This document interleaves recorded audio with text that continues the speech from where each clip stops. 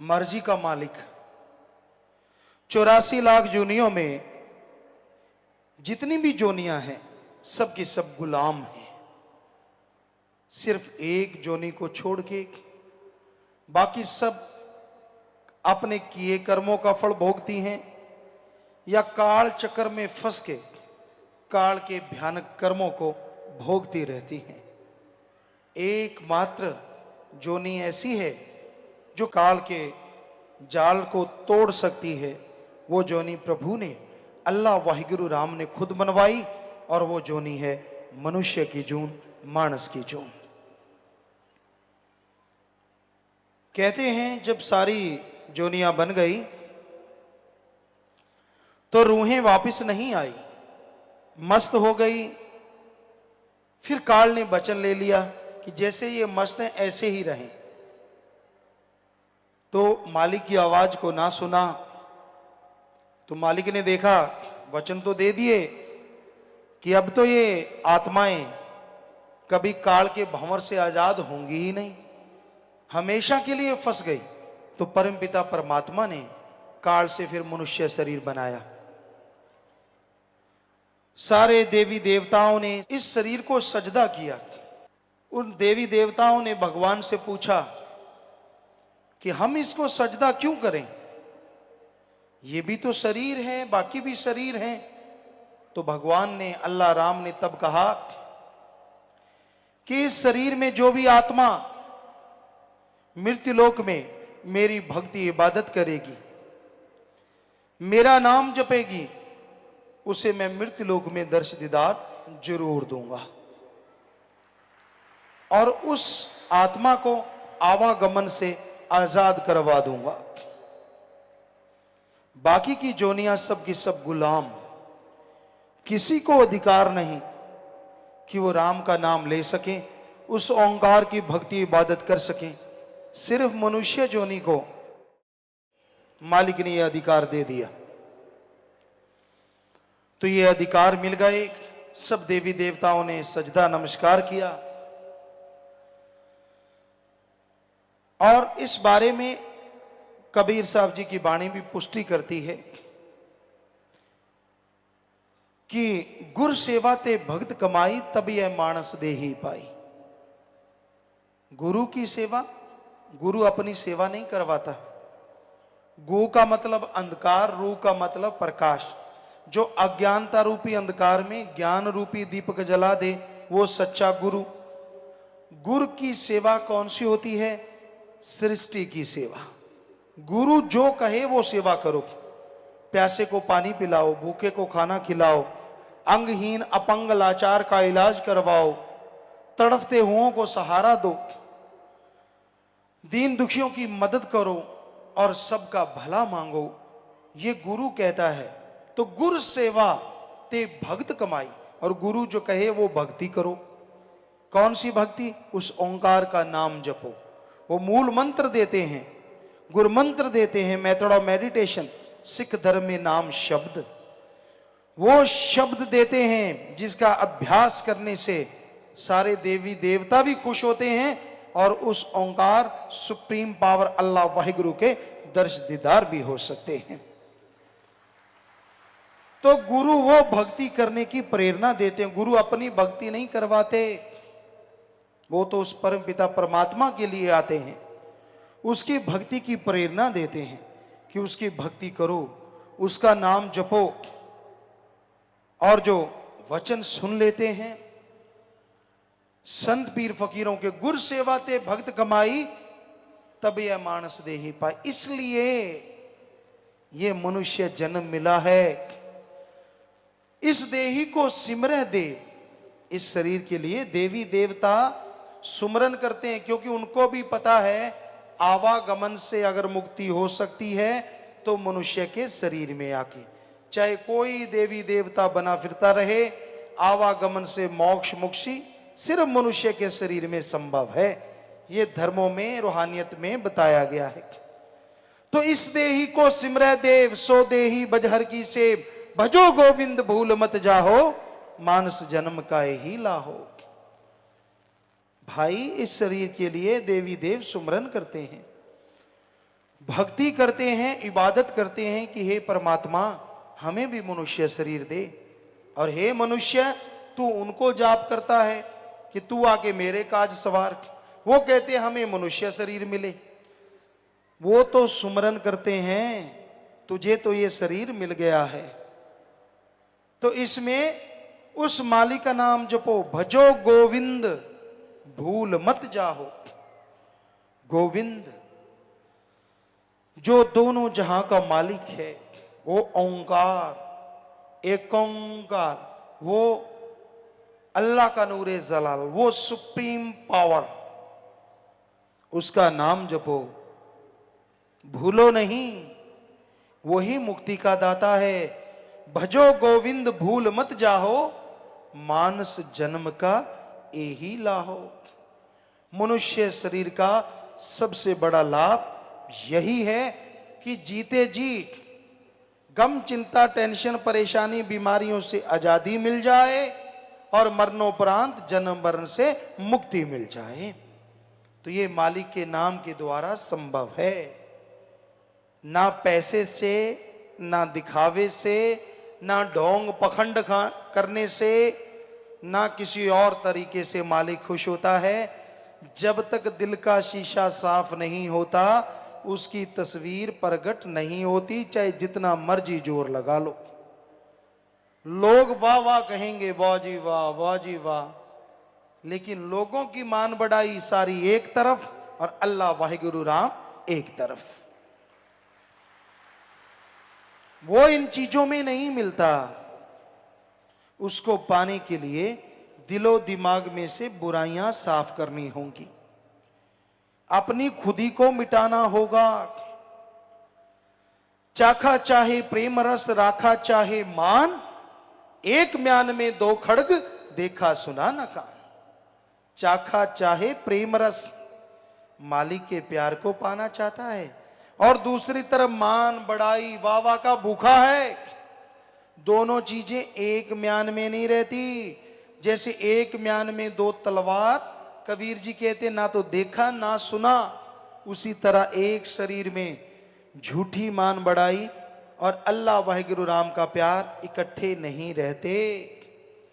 यहां मालिक का प्यार है, वहां अहंकार नहीं, और यहां अहंकार है वो थोथा चना बाजे घना, वो खाली है, उसके अंदर मालिक का प्यार नहीं, वो कोरा ज्ञान सुनाने वाला है।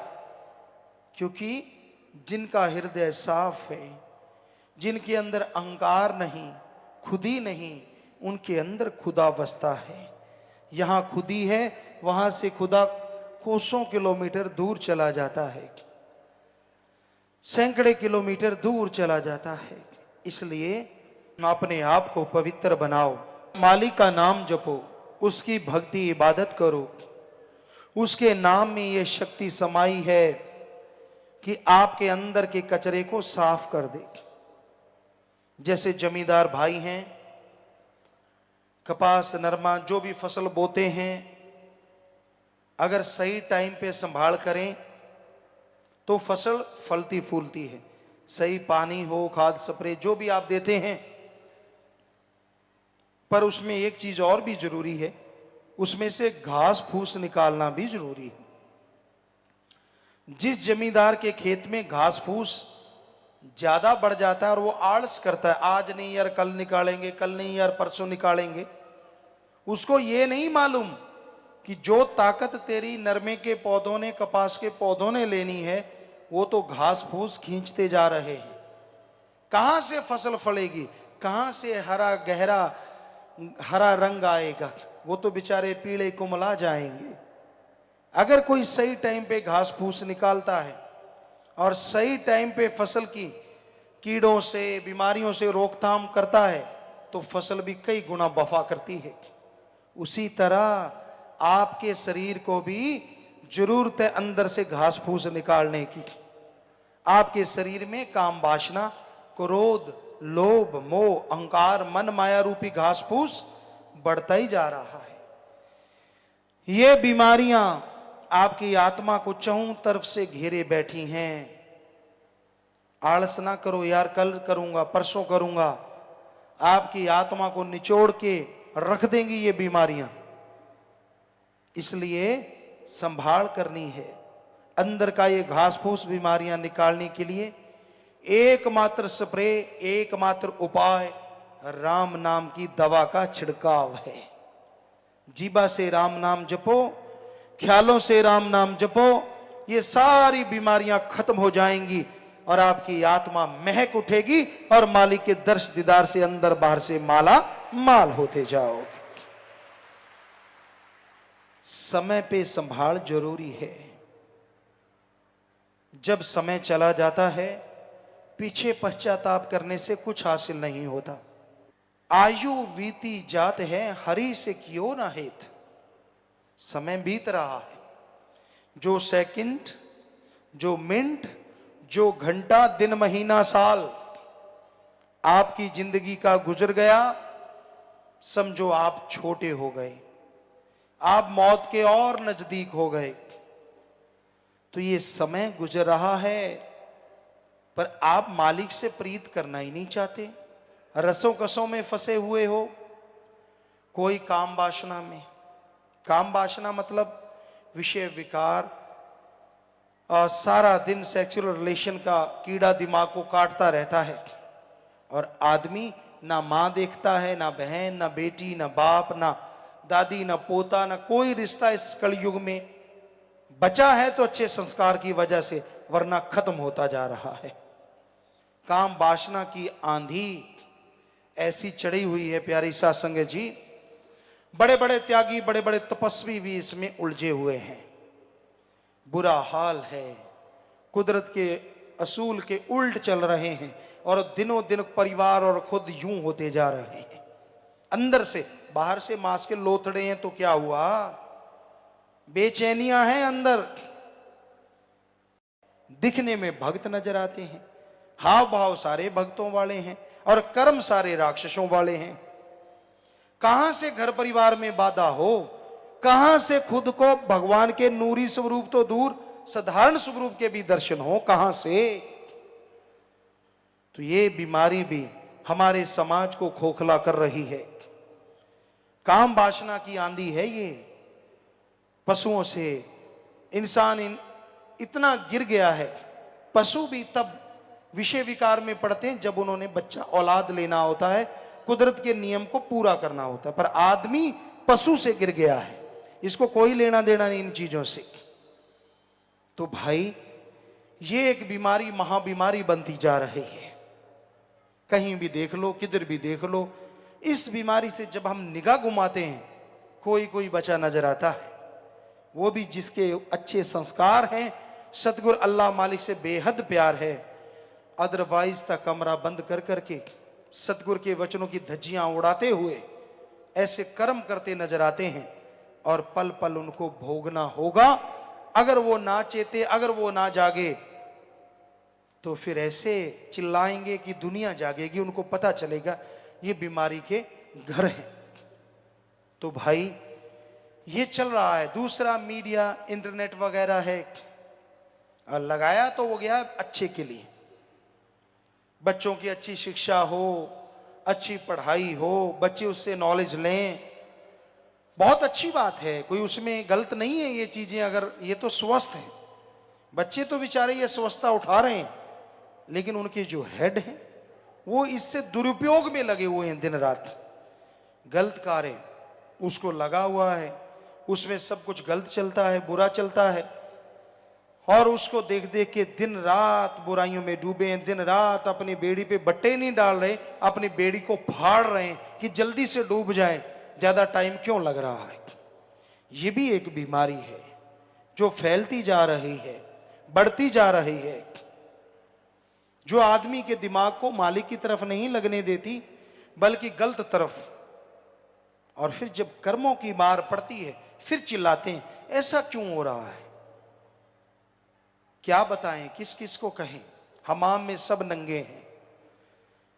हमाम कहते हैं स्नान घर को, और उसमें कोई कपड़े पाके तो नहाता नहीं। एक आधा कोई बुद्धू होगा जो कपड़े समेत नहा लेता होगा, वरना तो कपड़े उतारने ही पड़ते हैं। तो हमाम में सब नंगे हैं, समझदार को इशारा काफी है।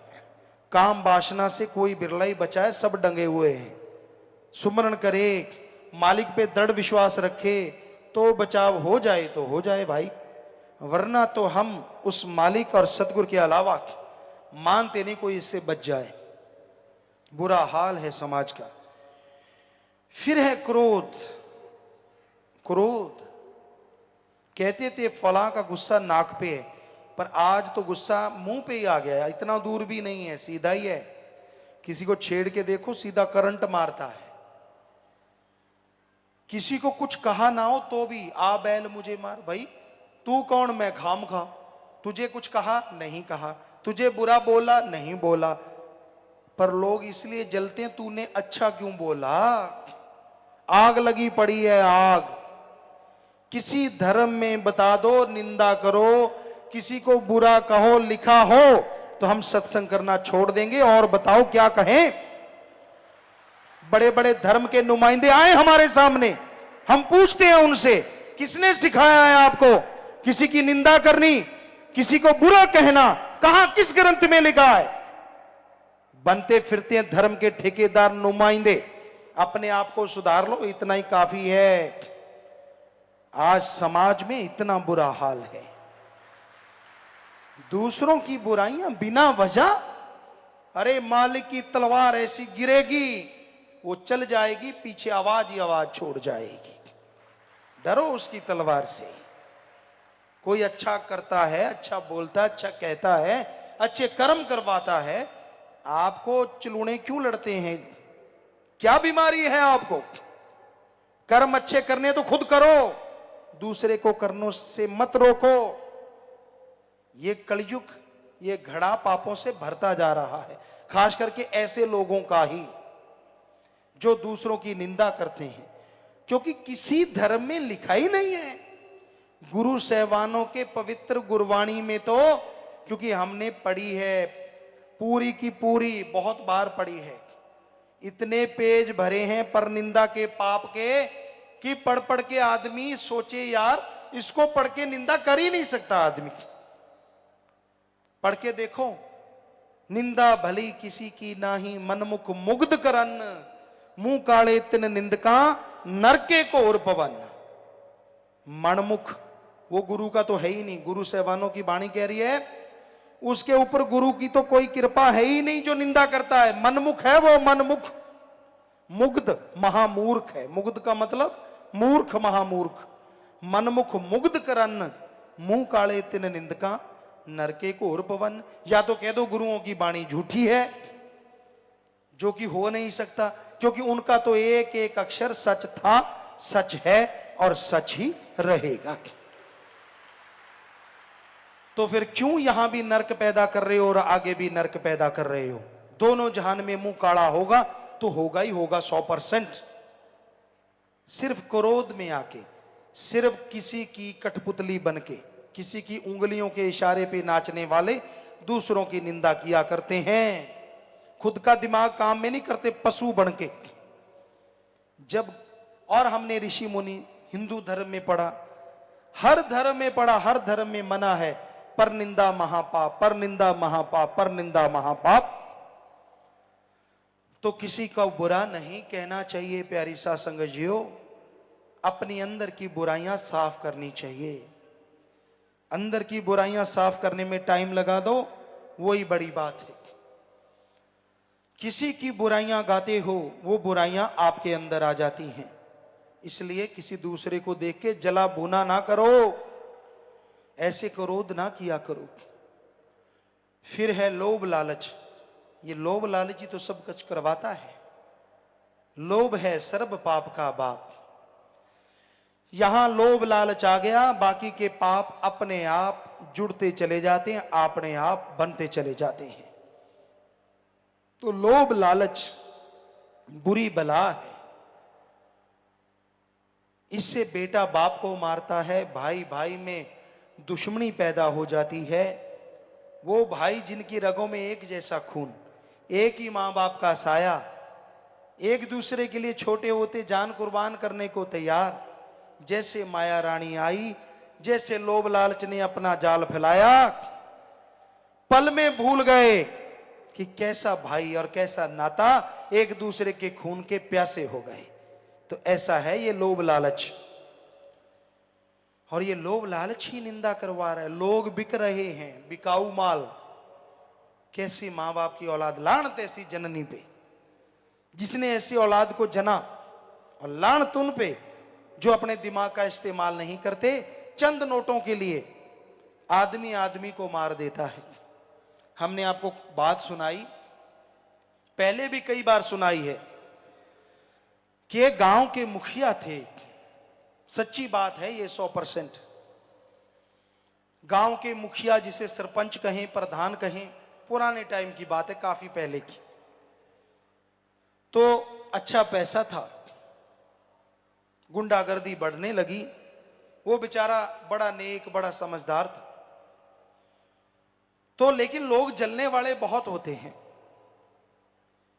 तो वो फसल बेचने गया, गुंडागर्दी करने वाले नशेड़ी लोगों ने प्लान बना लिया कि जब ये वापस आएगा तो इससे पैसे छीन लेंगे। अब नशा करने लगे, नशा करते रहे। जब तक वो आया, उसने क्या किया, तो अपना एक थैला ले लिया सरपंच प्रधान ने। पैदल रास्ता था 4-5 किलोमीटर। वो उतरा और पैदल चल पड़ा। थोड़ा सा शाम हो आई तो वो रास्ते में गुंडे लोग बैठे ही थे। लेकिन उस आदमी को, सरपंच को, मजाक करने की आदत थी। कहते हैं ना, हद से ज्यादा कोई चीज अच्छी नहीं होती। ना ज्यादा धूप, ना ज्यादा मेघला, ना बरसात अच्छी ज्यादा, ना धूप ज्यादा अच्छी। मौसम बढ़िया रहे तो अच्छा है। कोई भी चीज ज्यादा अच्छी नहीं। तो वो मजाक बहुत करता था, ये उसकी सबसे बड़ी कमी थी। तो गुंडों ने उसका रास्ता रोक लिया, थैला लिया, हाथ में थैला था, भरा हुआ था। कहने लगे इसमें क्या है?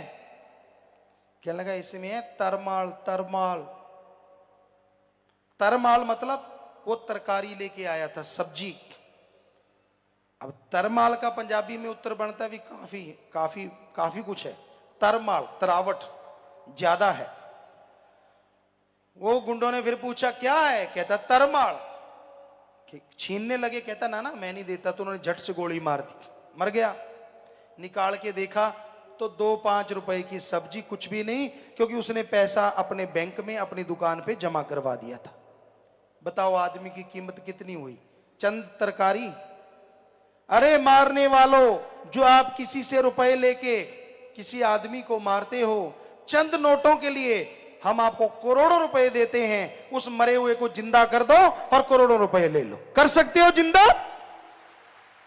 अगर नहीं तो मारने का हक तुझे किसने दिया? मारा रखे आप है। आप भगवान के हाथ में है ये हक, अपने हाथ में ना लो, वरना जिंदगी भर खुद मरोगे। सारी औलाद, आने वाली गुजरी हुई पीढ़ियां नरकों में, दोजख में भयानक सजा तड़पती रहेंगी। इसलिए गुलाम ना बनो। भगवान ने आपको आजादी दी है, किसी के गुलाम बन के जिंदगी क्यों गुजारते हो? तो फिर है मोह ममता। ये मोह ममता भी बड़ी बुरी बला है। मोह ममता में जो अंधे हो जाते हैं, उन्हें अपनों के अलावा कोई नजर नहीं आता। पहले कहते धृतराष्ट्र मशहूर था, अकल से भी अंधा, आंखों से भी अंधा, और दुर्योधन को जहर बना दिया उसने, सारी कुल खत्म कर ली।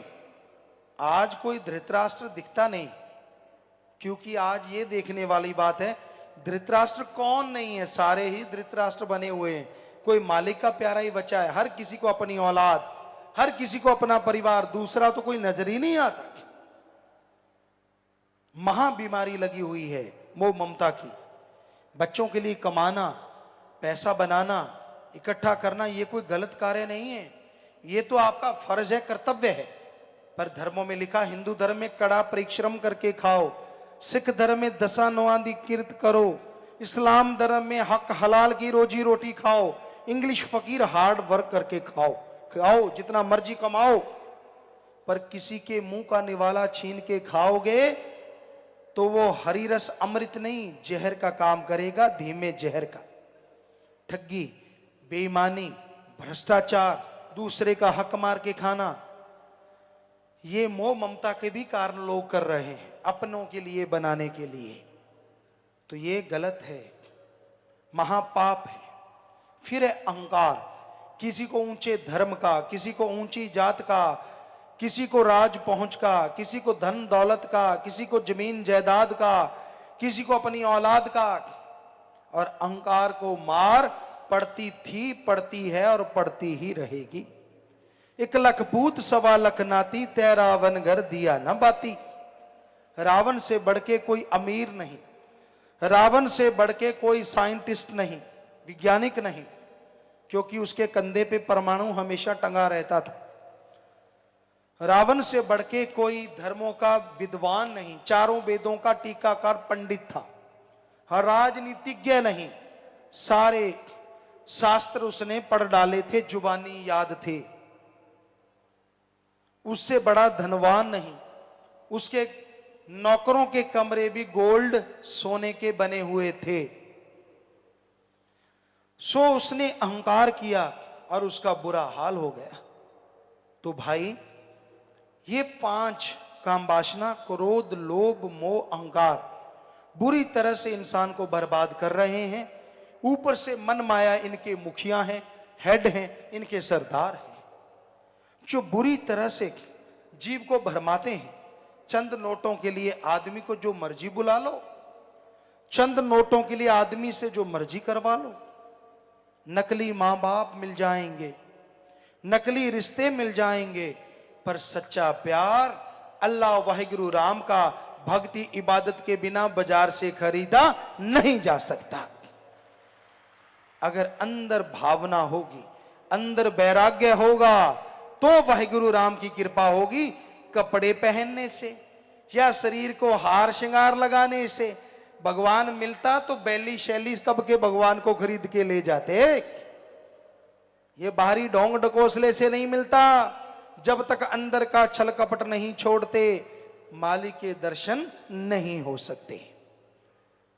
चाहे जितना मर्जी दिखावा कर लो, भावना शुद्ध हो, मन चंगा कठौती में गंगा। रविदास जी ने चमड़ा भिगोने वाले उस जो पत्थर की चीज थी उसमें से गंगा बहा दी थी पूरी की पूरी।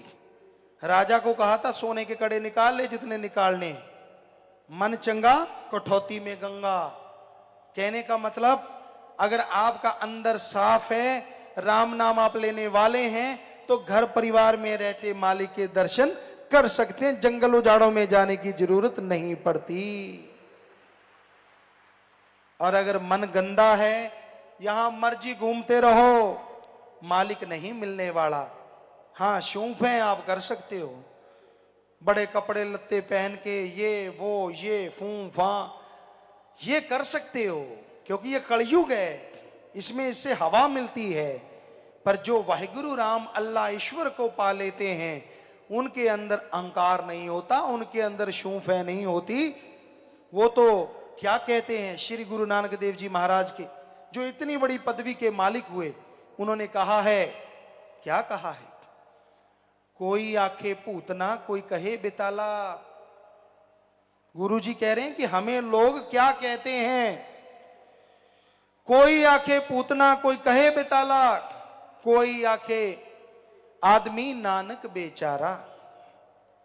कहते कोई हमें कहता है आदमी है, कोई कहता नहीं यार ये तो भूत है, बेताल है, पानी पे चल पड़ता है, ये तो पल में ऐसे कर देता है, यहां मर्जी प्रकट हो जाता है, ये तो हाथ से पहाड़ रोक देता है। पर गुरुजी क्या कहते, कोई आके आदमी नानक बेचारा, कि भाई हम तो उस मालिक के अदने से दास हैं। गुरुजी कहते इतने बड़े महापुरुष, ये है सच्चे संत, सच्चे मालिक के नुमाइंदे की निशानी। यहां कोई अहंकार या कोई ऐसी चीज नहीं होती, ये होते हैं मालिक के प्यारे, वो संत, वो पैगंबर। अपने आप को मान बढ़ाई देके दुनिया का नुमाइंदा बना लेने से मालिक के प्यारे नहीं बनोगे, नरकों में बास होगा, नरकों में बास। क्योंकि गऊ को आटा दिखा के उसका घात करवाने के समान है धर्म का नाम लेके लोगों को लूटना, लोगों को गुमराह करना, और उनको धर्मों के उल्ट रास्ते पे लेके जाना। धर्म नहीं सिखाते। धर्म शब्द का मतलब क्या है? पूछो आलिम फाजिलों से।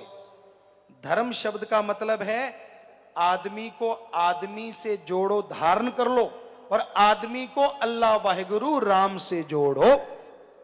जोड़ना काम है धर्म शब्द का, तोड़ना नहीं। कहां लिखा है ये? हमें बताएं, कोई भी एक लाइन दिखाएं यहां लिखा हो कि आदमी को आदमी से तोड़ो और आदमी को अल्लाह वाहिगुरु राम से तोड़ो। कहां लिखा है ये? किस पवित्र ग्रंथ में लिखा है? सो भाई, ये कलयुग है, ये मन रूपी ग्रंथों में लिखा हुआ है। अपने मन की बनाई चीजों के पीछे गुमराह हैं ऐसे लोग। तो यही बेपरवाह जी फरमाते हैं कि तुझे खुद मुख्तियारी मिली जैसी, किसी और जून को ना मिली ऐसी। ऐसा सोचने का हक किसी को और मिला ही नहीं। अब जो जी चाहे कर ले, तेरी मर्जी। चाहे शैतान का बाप बन जा भाई बुरे कर्म करके, पर संत नहीं चाहेंगे कि तू ऐसा बन। संत कहते हैं इंसान से भगवान बन जा, उसकी भक्ति इबादत कर, और जब सुप्रीम पावर के दर्शन करेगा तो उसी का रूप बन जाएगा, अंदर सुरूर, चेहरे पे नूर आएगा। भजन के आखिर में आया, पुण्य पाप जो जीव करता है फल नरक स्वर्ग में भरता है। कभी जन्म लिया कभी मरता है, बचे काल से जो नाम सिमरता है। जैसे कर्म करते हो वैसा फल भोगना पड़ता है।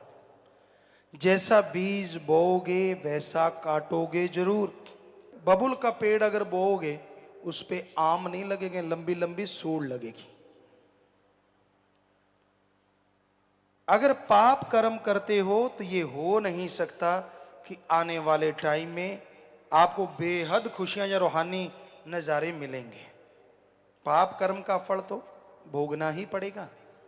सत्संग सुनते हो, आत्मा को फल मिलता जाता है, लेकिन अमल करते हो तो जीते जी खुशियों से लबरेज हो सकते हो। सुन के अमल करना जरूरी है। नाम जपो, बुरे कर्म छोड़ दो। यहां कहते हैं कि ये कर्म बुरा है, आपने सुन लिया, सत्संग सुन के फिर से बुरे कर्म करना, वो तो महापाप है। कैसे बचोगे उस पाप से? सो पाप बुरा कर्म करने में ही होता है। कर्म से ही पाप बनते हैं। सोच विचार अगर बुरा आता है, सुमन कर लो, अमल ना करो, उन विचारों से आप बच जाएंगे, उनका पाप नहीं लगेगा। पर जब बुरे कर्म करने लग जाते हो, वो फल भोगना पड़ता है। सो बुरा कर्म नहीं करना चाहिए। सोच पे तो कंट्रोल करना, जल्दी से काबू आना मुश्किल है। चलते चलते आदमी बैठा कहीं और होता है, देख कुछ और होता है, और अंदर मामला कुछ और ही चल रहा होता है। कई ऐसे होते हैं, देख कुछ और रहे, हाँ जी हाँ जी। हम आपको सुनाते हैं, एक बात सुनाया करते थे। एक आदमी लड़का था, बड़ी गड़बड़ किया करता था, टीचरों को भी ढंग से नहीं बोलता था। तो एक बार कोई टीचर बीमार हो गए, हम लोग गए, सबने पूछा, वो 5-7 दिन के बाद वापस आए या 15 दिन के बाद वापस आए। सर जी ठीक है, आप गुरु जी ठीक हैं, तब बोला करते थे जो भी। तो हम सब ने जैसे पाँव को ऐसे हाथ लगाया करते थे अपने टीचरों की, उस समय ये मर्यादा थी। तो उसने भी लगाया, हम हैरान रह गए, यार आज ये भी बदल गया। दूसरे कहने लगे, हमने कहा नहीं पूछो, पूछने से पता चलेगा बदला है कि नहीं बदला। वो मजाकिया सा था, क्योंकि गंदे मजाक करना भी कईयों की आदत होती है। वो समझते हम पता नहीं क्या है, लोग उनको जोकर समझते हैं। आ गया जोकर, मुंह पे नहीं कहते, क्योंकि हंसना होता है ना उसकी बातों पे। तो हमने कहा पूछ के देखो, इसने हाथ लगाया, कोई और वजह होगी। जब सारे इकट्ठे हुए, उसको बुलाया, यार गुरुजी का हमने भी पूछा, मास्टर जी गुरुजी कहते थे, तूने भी पूछा? हमने तो पूछा भी गुरुजी, इतने आप देर से आए, बेचारे बीमार थे। कहता मैंने भी पूछा। क्या गुरुजी जिंदा, मरे क्यों नहीं बताओ? लगा पैरों के हाथ रहा है ऐसे, और अंदर कहता मैं सोच रहा हूं गुरुजी फिर आ गए, मरे क्यों नहीं बताओ? तो यहां पता नहीं है कौन कैसे लोग होते हैं। कुछ दिखते कुछ और हैं, बोलते कुछ और हैं, चेहरे पे नकाब, ऐसा लगता है भक्त जी अभी अभी टपके हैं, ऐसा तो कोई शुद्ध भक्ति नहीं है। और अंदर इतना विष भरा होता है, इतना जहर भरा होता है उनके पाप कर्मों का, कहने सुनने से परे। तो जैसे सांप के विष के दांत निकल जाते हैं, जोगी अच्छा जानकार हो वो निकाल देता है, उसी तरह ये आपके पाप कर्मों का जो विष है, ये तो अल्लाह वाहिगुरु राम ही एक जोगी है, उसके नाम से ये विष निकल सकता है। अन्यथा भाई कोई दुनिया में जन्मा नहीं जो आपके इस विष के दांतों को तोड़ सके। उसका जाप करोगे अल्लाह वाहिगुरु के नाम का, तो वो तो जरूर आपके विष के दांतों को तोड़ देगा, आपके पाप कर्म खत्म कर देगा, और आप मालिक की दया में रहमत से दोनों जहान में माला माल हो जाएंगे। डूब सागर में कई मरते हैं, बिन मांझी के जो तरते हैं। जिनको तरना नहीं आता, तैरना नहीं आता, वो गहरे समुद्र में, झील में छलांग लगाने तो किनारे पे नहीं तो मझधार में डूबेंगे डूबेंगे। जिनका कोच साथ हो, तैरना आता हो, जब वो कहे बेटा लगा डुबकी, मैं तेरे साथ हूं, मजाल है कि आदमी डूब जाए, वो डूबतों को भी बाहर निकाल ले आता है। तो इसी तरह ये संसार एक सागर है, यहाँ काम वासना, क्रोध, लोभ, मोह, अहंकार, मन माया का तूफान उठ रहा है। इसमें गुरु पीर फकीर एक ऐसा कोच है जो राम नाम की तरह की सिखाता है कि ये ले बेटा राम नाम, ये ले ले, फिर संसार सागर में घूमता रहे, तेरा कोई बाढ़ बांका काल महाकाल भी नहीं कर सकता। और गुरु पीर फकीर की तो जरूरत है, वरना स्कूलों कॉलेजों में टीचर लेक्चरर क्यों लगा रखे? अगर दुनियावी पढ़ाई टीचर के बिना नहीं होती तो रूहानी पढ़ाई टीचर के बिना कैसे हो सकती है? क्या कोई भी एक पवित्र ग्रंथ है जो सीधा आसमान से टपका हो? हमें बता दीजिए, अगर है तो लिख के दीजिए। जितने भी पवित्र ग्रंथ बने, ग्रंथ बाद में बने, पहले आदमी के रूप में भगवान ने अपने रूप को भेजा, आया तो आदमी के रूप में। और हर धर्म में लिखा हुआ है गुरु बिना गति नहीं, गुरु बिना पत नहीं, हर धर्म में लिखा है। तो ये कैसे संभव है कि गुरु की जरूरत नहीं है? स्कूल में टीचर ना हो, क्या कोई ऐसा स्कूल है? कॉलेज में लेक्चरर या कुछ ऐसे ना हो, तो क्या ऐसा कॉलेज है? जब दुनियावी शिक्षा के लिए टीचर की जरूरत है, रूहानी रास्ते तो गैबी हैं, वहां कैसे जाएंगे, किस तरह जाएंगे? क्या उसके लिए गाइड की जरूरत नहीं है? हमने तो पढ़ा नहीं किसी धर्म में लिखा जरूरत नहीं है, हर धर्म में लिखा हुआ है जरूरत थी, जरूरत है और जरूरत रहेगी, ये लिखा हुआ है भाई। तो इंसान अपना मन ग्रंथ ना खोले, जो धर्म महापुरुष पीर पैगंबर गुरु महापुरुषों के पवित्र वचन है उनमें दिखाओ, उनमें यही लिखा हुआ है। तो भाई यही यहां पे लिखा है सच्चे मुर्शिद कामिल ने, डूब सागर में कई मरते हैं, बिन मांझी के जो तरते हैं। जो नाम जहाज पे चढ़ते हैं वो भवसागर को उतरते हैं, जो नाम जहाज पे चढ़ जाते हैं वो फिर भवसागर को, संसार सागर को तर जाते हैं। तो भाई भजन के लास्ट में यही आया, शास्त्र नाम जी का समझाना जी, बिन नाम 84 जाना जी। सच्चे दाता कह रहे हैं कि बिना नाम के तो 84 में जाना ही पड़ेगा, जितने मर्जी कर्म कर लो, नाम जप कर सचखंड जाना चाहिए। अगर नाम जप ले तो सचखंड निजधाम में जाओगे। चक्कर जन्म मरण का मुकाना जी, और जन्म मरण का चक्कर खत्म हो जाएगा। ये कोई छोटी सी बात नहीं है, जन्म मरण का चक्कर खत्म करना कोई मामूली बात नहीं है। सदियों से आत्मा काल के जाल में फंस के जन्म मरण में उलझी हुई है, और इस जन्म में नाम जप के अगर आप जन्म मरण का चक्कर खत्म कर लेते हैं तो नेचुरली इस जन्म के जितने भी पाप कर्म हैं, जितनी भी टेंशन है, चिंता, बीमारियां हैं, वो भी खत्म होती चली जाएंगी, और मालिक की दया में रहमत से, खुशियों से आप माला माल हो जाएंगे। धन धन सतगुरु तेरा ही आशा। सभी साथ संगत जी से निवेदन है कि मेरा चैनल जरूर सब्सक्राइब करें जी। धन धन सतगुरु तेरा ही आसरा।